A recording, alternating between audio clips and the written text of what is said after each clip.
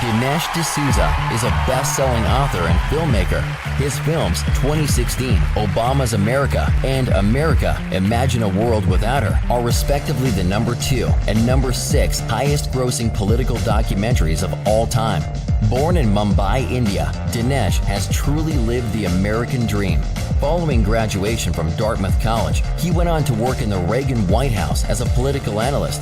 As the author of over 15 nationally renowned books, many of them #1 New York Times bestsellers, D'Souza has been invited to speak to groups all over the country on politics, philosophy, and Christianity. Ladies and gentlemen, please welcome Dinesh D'Souza.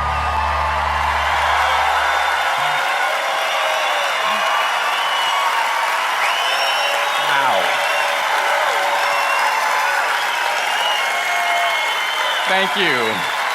Thank you very much. Thank you very much. The church is the sleeping giant of American politics.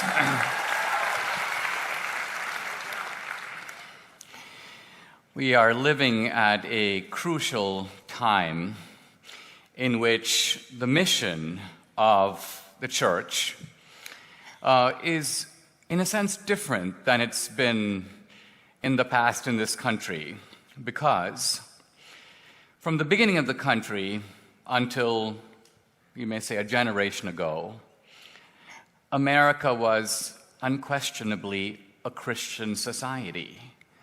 So Christian assumptions were embedded in ordinary American life and could be taken for granted.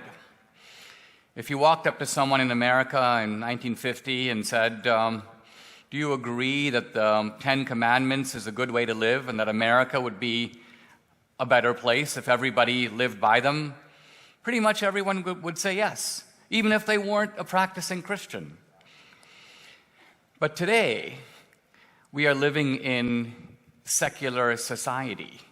It reminds me almost of the early Christians who had to go to Persia and India and make their case to people who had alien philosophies and cosmologies. So now we are Christians speaking truth into secular culture, and that gives our voice, I think, an added urgency.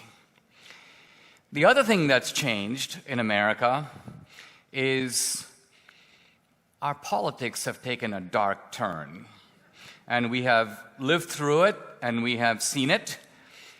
And the big question is, how do we understand it, and what do we do about it?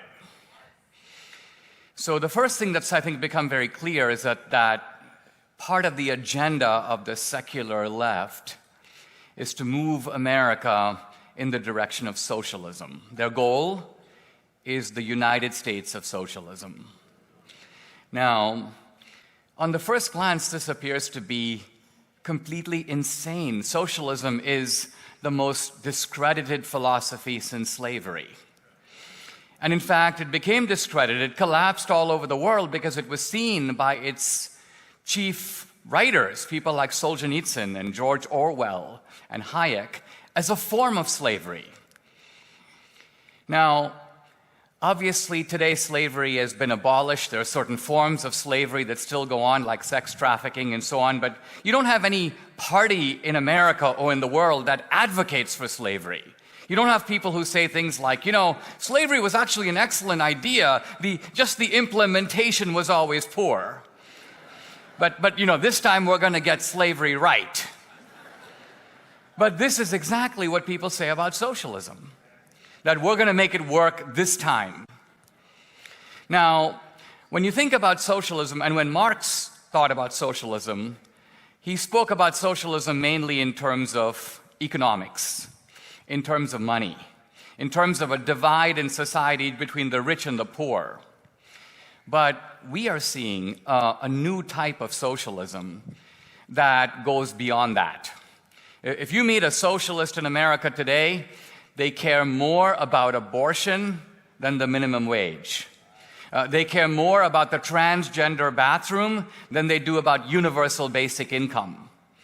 So the point I'm making is that this socialism is not just about economic confiscation. It is ultimately also about dividing America in many different ways, not just rich against poor, but black against white, and male against female, and straight against gay, and legal against illegal. So the idea here is the politics of division. And this socialism isn't just a matter of political parties. The worst culprits are outside the parties. They are in academia, they are in the media, they are in Hollywood and the whole entertainment industry. And they have been waging not just a political fight, but a culture war against us. If you look at a typical Hollywood movie, I'm not talking about documentaries, I'm talking about feature films. And try to think about in the movies you watched over the past 20, who are the villains, who are the bad guys? Well, typically they're going to be some entrepreneur who's engaged in financial shenanigans, or it's going to be the patriarchal dad. This is the attack on the family. You look at teenage comedies, for example, usually the kids are smart and the parents are dumb.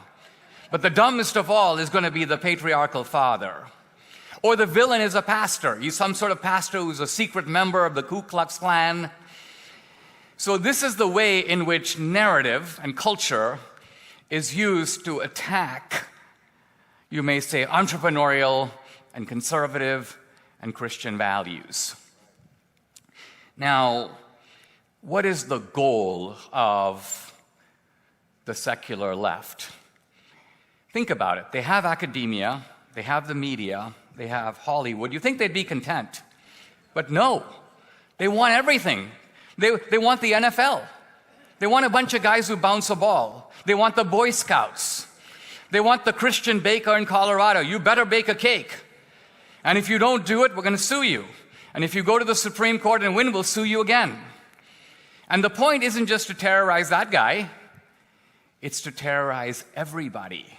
So we all realize we better not be like that guy, because that's going to be our fate. So ultimately, this is about making us conform.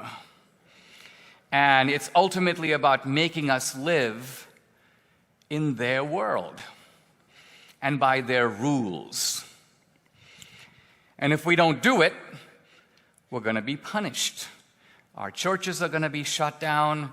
We're going to be thrown out of our jobs. We're going to be kicked off digital media. We won't be able to have any kind of public presence or public life. We'll be branded as hateful. And so the question is, what do we do about this? Do we agree to live in their world? Or if not, we have to create our own. And by that I mean our own educational institutions, our own entertainment, our own movies, our own comedy.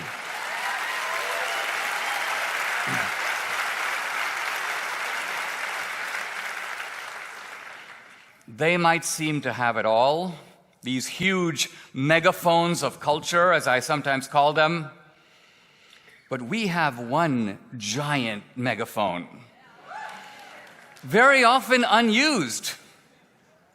But not here, I'm happy to say, because that megaphone is the church, and that secret weapon is us.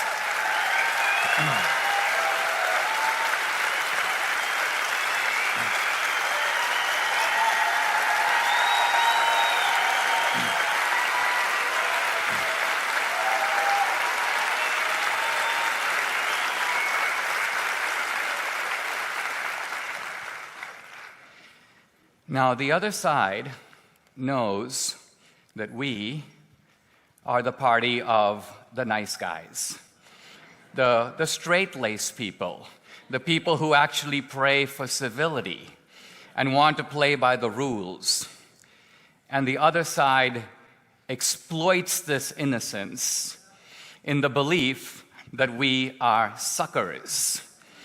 They think that they can knock down our monuments, And I'm not just talking about Confederate monuments. I'm talking about the monument to Frederick Douglass, to Abraham Lincoln, the monument to the guys who built the missions, the monument to Jesus Christ. They can knock down our monuments because they believe those guys will never knock down our monuments. And we can pack the court because we know that even if they were in charge, they wouldn't dream of packing the court. And we can unleash the police agencies of government, the FBI, the CIA, the DOJ, and go after them, our political opponents. Why? Because we know that even if they control the deep state, they would never do it to us. So the point is, I think as Christians we've got to realize that they take advantage of the fact that we play by the rules. They don't play by the rules, and they don't get held accountable for it.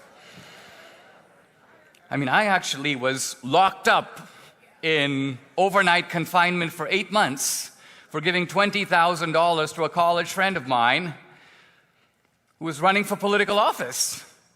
But here you have guys who are, doing illegal surveillance, giving the order in the Oval Office, collecting money from foreign governments, taking family members as bagmen to go along with them, all kinds of shenanigans. When are those guys going to go to prison? That's what I want to know.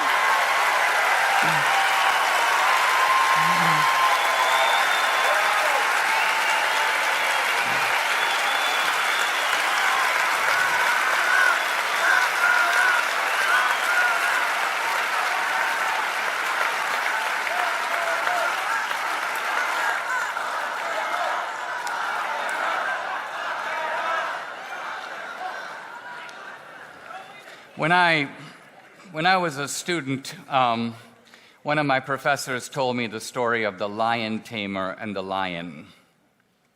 So here's the lion tamer, this puny little guy with a stick. And here's the lion, this huge, scary lion.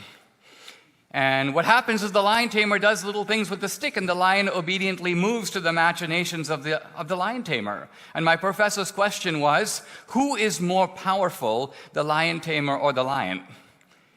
And of course the answer is the lion. But then you have a puzzle. If the lion is more powerful, why is the lion so obediently and sycophantically following the instructions of the lion tamer? And the answer, of course, is that the lion doesn't know its own power. The lion thinks the lion tamer is more powerful. And here we are in America, and you've got all these big institutions and all these strutting politicians and all these pompous liars out there, and they're all leaning over you and making you feel like you're powerless. But the truth of the matter is, there is an election day coming when you get to have your say. And my point is, this is the time when we have to realize that the power is ultimately with us. We are the lion, and it's time for us to roar. Thank you very much. Thank you very much. Thank you very much. Thank you.